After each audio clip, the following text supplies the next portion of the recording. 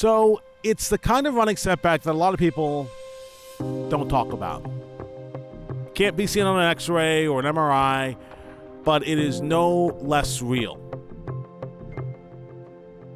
I wouldn't necessarily say it's embarrassing, but I could certainly see some people feeling some shame around it, especially if you've been out there, knocking out the miles, crushing the races, hitting PRs left and right, and then suddenly it happens.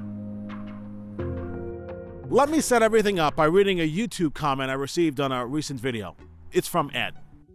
Ed wrote, "It would be good if your channel focused on your own running and not other YouTubers.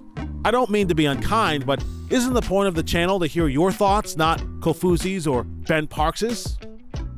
So first of all, totally fair comment. I appreciate you watching and taking the time to write. I actually would have replied to Ed's comment, but he deleted it before I had a chance. So this is my reply to Ed and to anyone who's kind of wondered that same thing.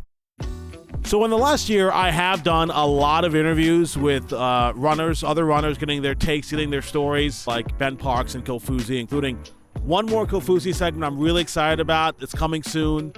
Certainly you can subscribe if you want to see it when it comes out. But bottom line, I think they've all been pretty good, and I feel like you guys have enjoyed them. So for me, the whole point of this channel is to share inspiring and informative and motivating running stories, because we all love running, so why not share the love, right? But you know what's not interesting and inspiring and motivating? Being 5 days out from a half marathon that you haven't trained for. Yeah. A lot of people talk about training fatigue, which I think is like a good thing, as you're in a training cycle, a training block, and you're knocking out the miles and you get tired, but you work through it and you build that strength physically and mentally, right? But people don't really talk about fatigue as it relates to the act of training altogether.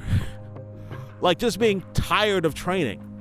To be clear, I have been running almost every day for the past 4 months. But running isn't the same as training, at least in my mind, right? Sure, training does include just a lot of running, but it includes a lot more stuff than that. It includes a lot of pushing yourself to try and get stronger and to build and to be better. And I don't know, I guess I wasn't feeling it. I just didn't feel like it. So I didn't do it. So here we are now, 5 days out from the New York City Half Marathon, one of the biggest races on my calendar. And I've done no work for it, no real work to get ready for it. But in the process of that, not doing the work and just running and just sort of enjoying myself and just not even worrying about it, I've learned something really important.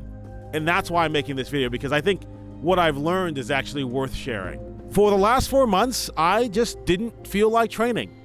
So I didn't train. And now I can't wait to train again. Interval runs, tempo runs, long runs. I'm dreaming about all of the workouts I'm going to do to get myself ready for the New York City Marathon in November and maybe another race in the summer. I'm ready. I want to get into that mode again. And I think that's kind of the lesson of all of this.